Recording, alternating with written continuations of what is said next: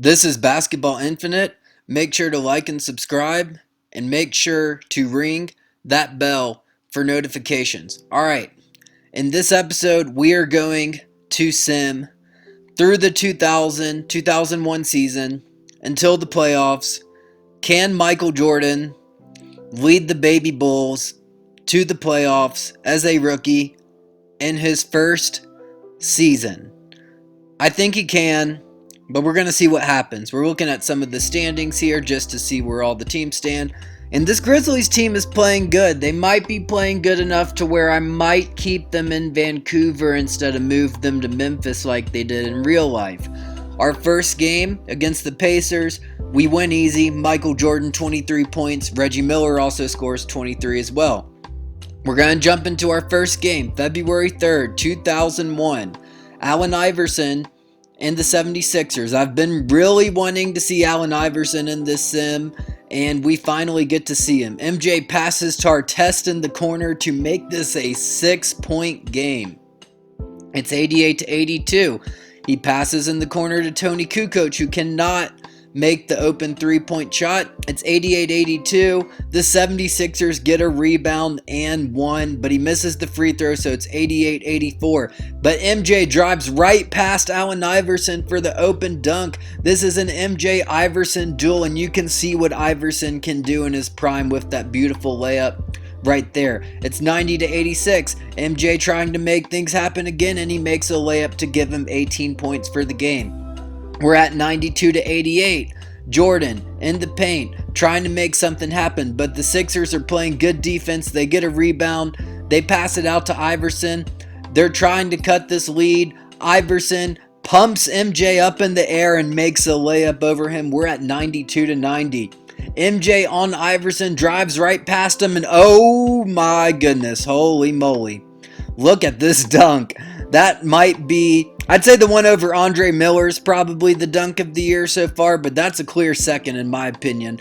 But MJ in transition's just too good, even with Iverson guarding him, and he makes a free throw to push the lead to 6, and the Bulls would win this game.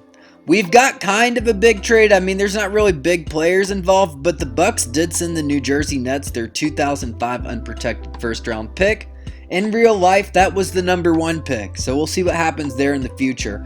We jump into, I believe, our third Raptors game of this series. There's been a lot of close games between these two teams, and we're at 89-87 Raptors. MJ with the ball. He's driving past Vince, but they're defending him well, but he passes down low to Tony Kukoc, who ties the game at 89. And oh my, MJ is getting better as the year goes on.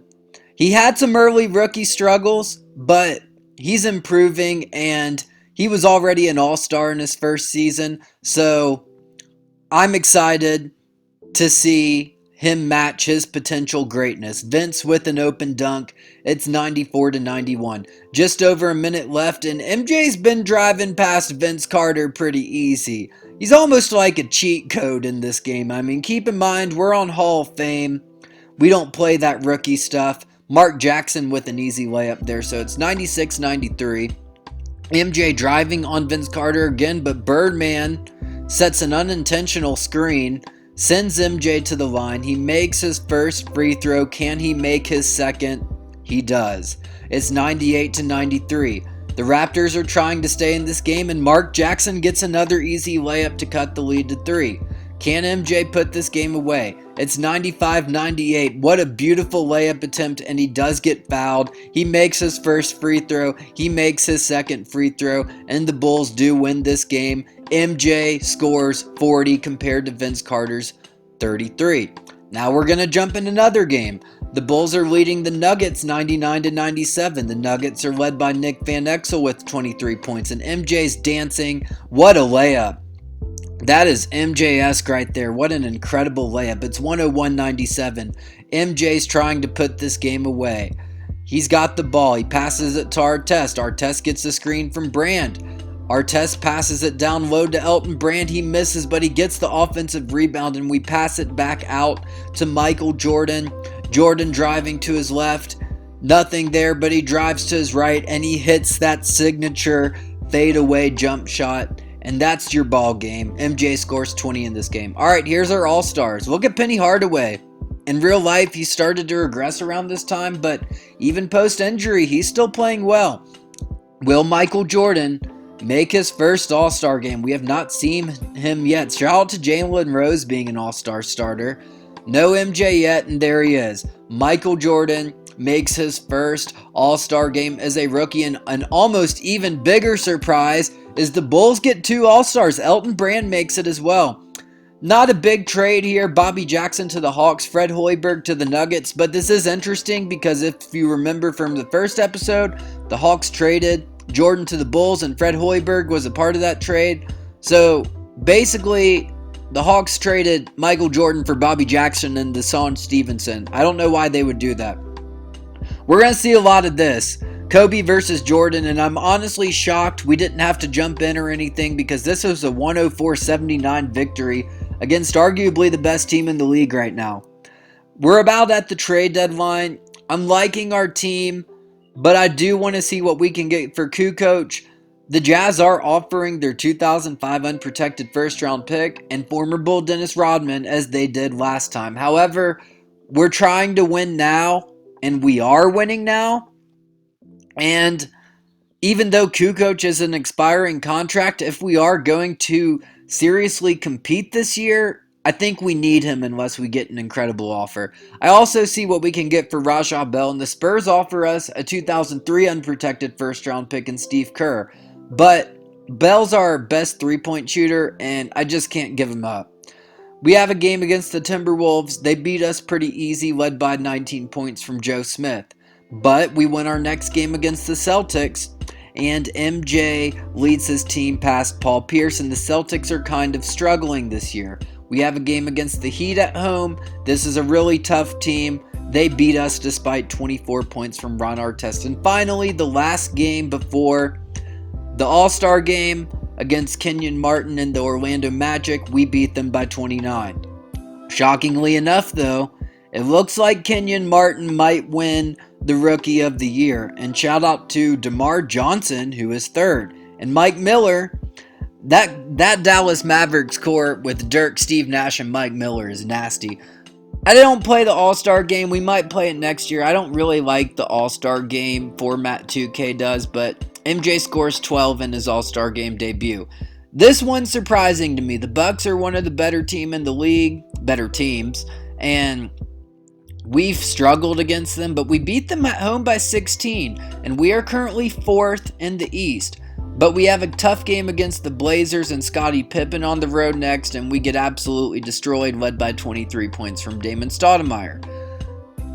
So, the contract extension deadline is passed, and the cap room is interesting because it's 2,000 salaries, but it's the 2020 cap room, so a lot of teams have cap room right now, including us. We lose to Kobe Bryant and the Lakers here, but that means that we could potentially add a huge piece in free agency this offseason to make this team even better. Alright, here's the next game we're jumping into. March 10th, 2001. We are currently up 2 points on the Minnesota Timberwolves. It's 109-107, and Jordan makes his first free throw to push the lead to 3, and he makes his next free throw to push the lead to 4. He struggled a little bit with free throws early on, but he looks like he's getting better there. Kevin Garnett and Elton Brand facing off. That is a matchup of 2 All-Stars, and that is vintage KG. Look at that fadeaway jump shot. He has now 40 points in the game. It's 111-109. MJ misses a wide open layup, and we're trying to get the Timberwolves to not score here. KG attempts a 3. He was never a big 3-point shooter, and that rims out. It's 111-109. Jordan driving. He gets fouled. Can he make the 2 free throws? He does. It's 113-109. KG with the ball against Elton Brand, trying to make something happen, and he is just a player. Like, if you were not able to watch KG in real life, this is something. But look at that reverse dunk on KG by MJ. That's probably low-key one of his best dunks of the year.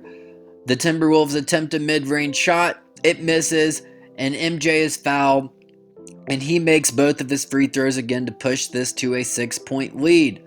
But KG fighting in the paint against Brand, and he scores again. He is unstoppable. So MJ goes to the line again. He makes 1 of 2. This is a 5-point game. Wally Zerbiak trying to cut the lead to 2. It barely rims out. And MJ, as you can see, scored 32 points and shot 19 of 22 from the free throw line. The next game, we lose at home to the Sonics behind 27 points from Gary Payton, and then we lose to the Celtics on the road despite 33 from MJ, and we have fallen to the 5th seed, and we could potentially be playing Grant Hill and the Detroit Pistons in the first round of the playoffs. This is a big game. The Knicks are the defending NBA champions. We're on the road, and they've been a tough team to play all year, but this would be a big statement win. It's 85-84. MJ passes down low to Brand, who is fouled by Larry Johnson, and Brand makes 1 of 2. So it's 86-84, just over a minute and a half remaining.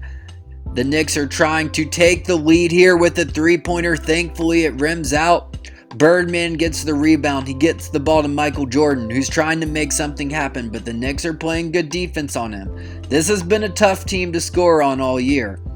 MJ with the ball, 10 seconds left on the shot clock. He crosses to his left, and he gets fouled by Ruben Patterson. And MJ makes both of his free throws, so it's 88-84. The Knicks miss. MJ driving to the basket again, and he gets fouled. And that'll be the dagger. We defeat the Knicks on the road. This is a huge win. And then we defeat the Raptors on the road next game behind 29 and 20 and 22 from Elton Brand, who is surprisingly an all-star. We've got a close game against the Magic and Kenyon Martin. We almost jump in, but the Bulls do hold them off behind 27 and 18 from Elton Brand. We've got March 26, 2001 against the Phoenix Suns, and we beat the Phoenix Suns easy to behind 29 and 12 from Elton Brand.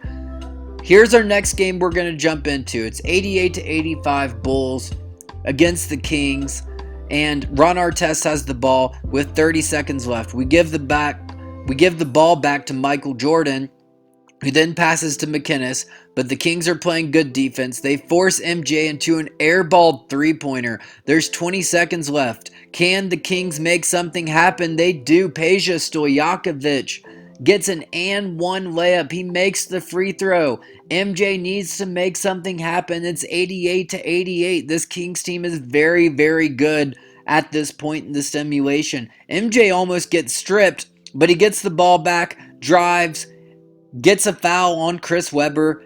Chris Webber's fouled out, and MJ does make both of his free throws. 1 second left. Can Jason Williams hit this for the win? He does not. The Bulls come out with the victory, 90-88, but unfortunately we lose our next game to the Bucks by 49 points. This Bucks team could definitely win a championship this year. And then we have another tough game against one of the better teams in the league again. The Blazers, we lose behind 29 and 13 from Rasheed Wallace. We're still 5th in the East. We're scheduled to play the Heat in the playoffs, but we do win our next game against the Clippers behind 23 points from Jason Caffey, of all players. But we lose our next game to the Rockets, Steve Francis, 28-7-7. April 7th, 2001, Allen Iverson, 40, 13, and 7 steals, 114-77. But we play the Hornets next. Despite having T-Mac and Baron Davis, the Hornets have struggled this year. Their surrounding cast must not be very good. And we almost jump into our first game against the Jazz, but we do hold them off, so we don't. We will jump into this game right here against the Wizards, who have been surprisingly good, led by Chauncey Billups. It's 104-104. MJ driving to the basket. He gets stripped by Troy Hudson, but he stepped out of bounds, so we catch a break. We have good interior defense. It's 104-104. 1 minute and 20 seconds remaining. Artest can't drive, but he gives the ball to Elton Brand, who gets swatted by Juwan Howard.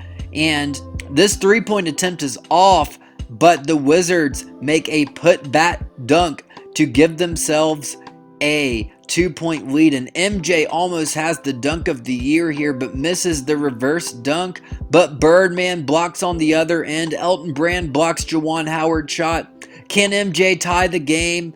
He does. 106 to 106. 40 seconds remaining. Can the Wizards make something happen? They're dribbling the ball. They're trying to get it to Billups. Can Chauncey Billups, the big shot maker, make something happen? He does not. It's in and out. Birdman passes up to Michael Jordan. That's wide open. MJ gives the Bulls a 2-point lead with 23 seconds left. We're down to 15, and I believe that's Billups. It is. He ties the game at 14. Can MJ make something happen here? Oh, that's too easy. That is way too easy. Wide open dunk, 110 to 108. The Wizards have no timeouts. 9 seconds left. Chauncey Billups trying to make something happen. He has, I believe, our test on him or someone. Number 3, Hershey Hawkins. That's who that is. But Billups misses the long three. And we played the Hornets next. We're almost through the 2001 season. It was a close game, but the Bulls pulled away late despite 32 points from the rookie Hedo Turkoglu. This Hornets team isn't good this year, but I expect them to be good in the next few years. We play New Orleans next, who are led by Derek Anderson. We beat them easy. This freaks me out. MJ has an injury right before the playoffs. I saw the red injury sign. I was seriously worried. Thankfully, it's a day-to-day injury. It's not too serious. 2 games left. We beat the New Jersey Nets, who we've played good against all year. And barring a miracle, it looks like we will be playing the Miami Heat in the first round. We have reached 50 wins in our first season. Let's look at the awards. Kenyon Martin wins the Rookie of the Year over Michael Jordan. That's a big surprise. I'm shocked. Shaq wins MVP.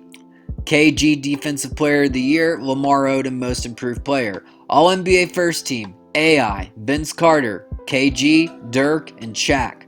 Second Team. Kobe, Ray Allen, Lamar Odom, Tim Duncan, and Alonzo Mourning. And finally on the third team, Michael Jordan in his rookie year does make the All-NBA third team, as well as the rookie Kenyon Martin. So that's interesting. You see his morale's through the roof, along with Marbury, Weber, and Vin Baker of the Sonics. And along with making the All-NBA third team, MJ makes the All-Defensive first team as well. You see his stats. Charlie Ward, who played good defense on MJ when we played the Knicks, he makes the All-Defensive second team. You see Jamal Crawford for the Clippers, putting up buckets, not on great efficiency. So we're not going to get into this series until next episode, but we are trying to see if MJ will be able to play Game 1. Thankfully, he is. But this Heat matchup is going to be very, very tough. This is a team that's been in the playoffs the last few years. They have Jamal Mashburn, Alonzo Mourning, Tim Hardaway, and these are veterans who want to win a championship now. We see the standings. The Sixers and Iverson barely sneak in the playoffs, and the Pacers miss despite going 44-38. And MJ was drafted by the Hawks. Thankfully, he didn't go there because they finished last in the East. Vancouver sneaks in the playoffs at 40-42. This is probably enough to keep them in Vancouver and not move them to Memphis, at least for now. And you see some of these other teams at the bottom of the Western Conference standings. This was an overall good season for MJ starting the simulation. He definitely made a huge impact. He made the All-NBA third team as a rookie. He's not quite that MVP level yet, but the way he's playing, the way he's progressing, barring any major injuries, he's probably going to get there soon. Next episode, we are going to exclusively feature this first round matchup against the Miami Heat. It's going to be really tough. I'm not expecting much, honestly, but we'll see what happens. Thanks for watching. Make sure to like and subscribe.